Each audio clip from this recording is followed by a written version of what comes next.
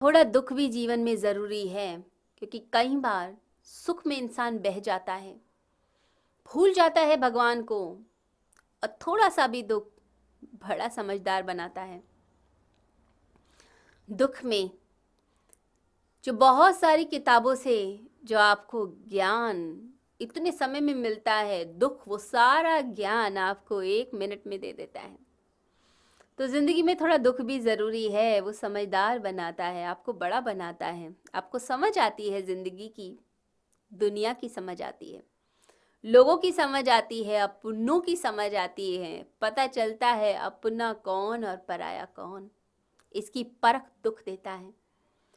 तो कुंती जी भगवान से प्रार्थना करती हैं, भगवान दुख भी देना, क्योंकि दुख में तुम आते हो, रक्षा करने आते हो। हम समझदार बनते हैं, भगवान ऐसा सुख मत देना जिसमें तुम्हें मैं भूल जाऊं। वो सुख भी विपत्ति है जिसमें मैं भगवान को भूल जाऊं, और वो दुख अच्छा जिसमें हम भगवान का स्मरण कर पाएं।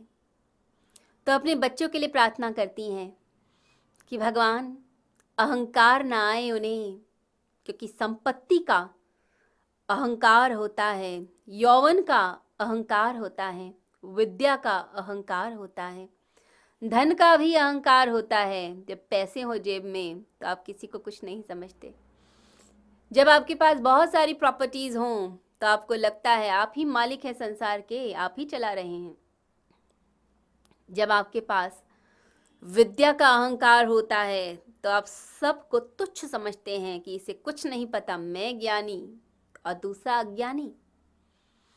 जब सौंदर्य का अभिमान आता है तब भी आप दुनिया में किसी की तरफ नहीं देखते, दूसरे का अपमान कर देते हैं।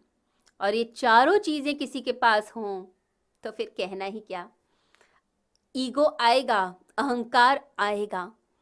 तो भगवान से प्रार्थना करती हैं कि हमें अहंकार ना आ जाए, ईगो ना आए।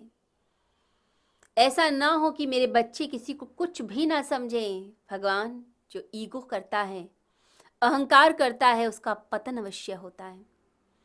तो मैं अहंकार ना करूं, ना मेरे बच्चे करें, आप कृपा करना।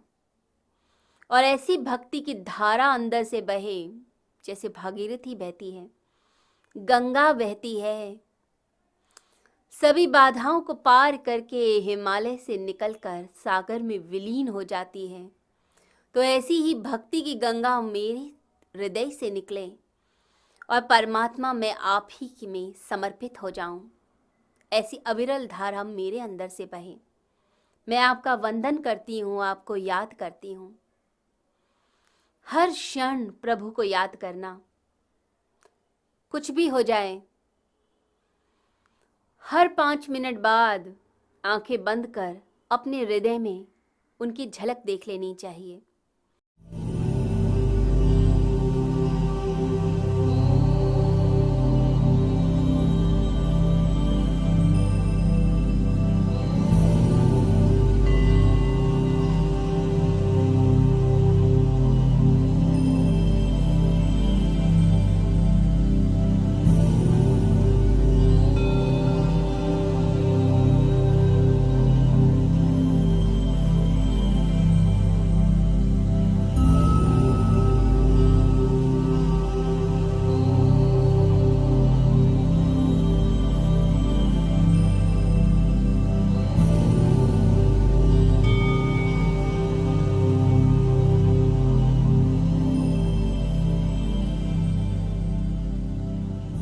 बहुत बार ऐसा समय आता है जीवन में जब हमारे पास प्राप्त की हुई चीज़ें दूर हो जाती हैं, तो वो सब भाग्य का खेल माना जाता है। लेकिन सौभाग्य प्राप्ति के लिए ग्रंथों में बहुत तरह की विद्याओं का वर्णन किया गया है, लेकिन एक हमारे देश की सबसे प्राचीन विद्या है जिसको बोलते हैं श्री विद्या।